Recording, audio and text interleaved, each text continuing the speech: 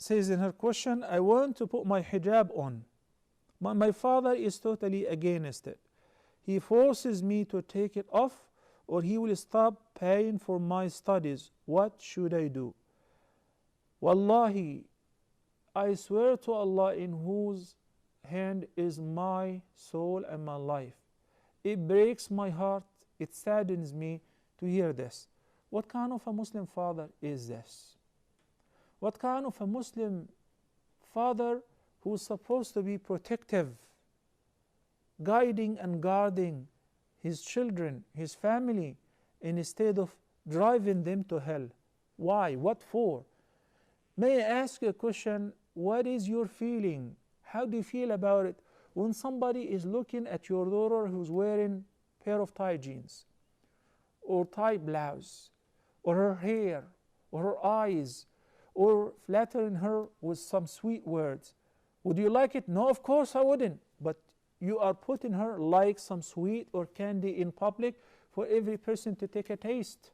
Not necessarily by physically touching her, because eventually it will happen, but by looking at her, by eating her by their own eyes. Subhanallah. Allah subhanahu wa ta'ala says, يا أيها الذين آمنوا قوا أنفسكم وأهليكم نارا وقودها الناس والحجارة عليها ملائكة غلاظ شداد لا يعصون الله ما أمرهم ويفعلون ما يؤمرون. Every guardian is ordered by Allah subhanahu wa ta'ala to protect himself and his family members against the blazing fire.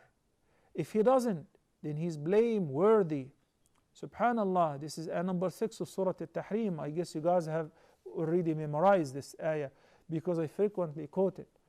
And as far as you, sister, your father who's not really fulfilling his job as a father, as a protective father, as a guiding and guarding father and guardian, would disown you on the Day of Judgment. Allah subhanahu wa ta'ala said, يوم يفر المرء من أخيه وأمه وأبيه وصاحبته وبنيه لكل امرئ منهم يومئذ شأن يغنيه.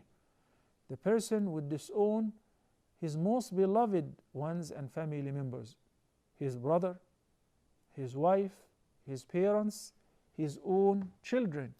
Every person, as the Prophet ﷺ said, will keep saying, Nafsi, nafsi, myself, myself.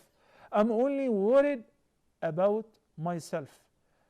If you're asking me personally, I wouldn't feel sorry for missing this kind of education which would take me to hell, because I have to take off my hijab off. النبي صلى الله عليه وسلم said, لا طاعة لمخلوق في معصية الخالق. Your father is a human being, is a creature. Allah created him. So if we have a conflict of interest, then the obedience should be given to the Creator, not to the creation, no matter who is this creature, even if he is my father. فلا تطعهما yet وصاحبهما في الدنيا معروفا. Then obey them in ordering you to disobey Allah subhanahu wa ta'ala, or in trying to hinder you from the path of Allah subhanahu wa ta'ala. But on the other hand, I will continue to be dutiful to them, keep good relations with them, and so on. Try to take this advice and send it to your father in order to recognize that he will be held accountable for ordering you to disobey Allah subhanahu wa ta'ala. Have been much more worthy for him to be protective, to be caring, to be loving, because life is not worth it. And the fire of hell is really severe. And subhanallah, in a few years, all of us will depart this life, myself, your father, and yourself, and will be buried under the ground.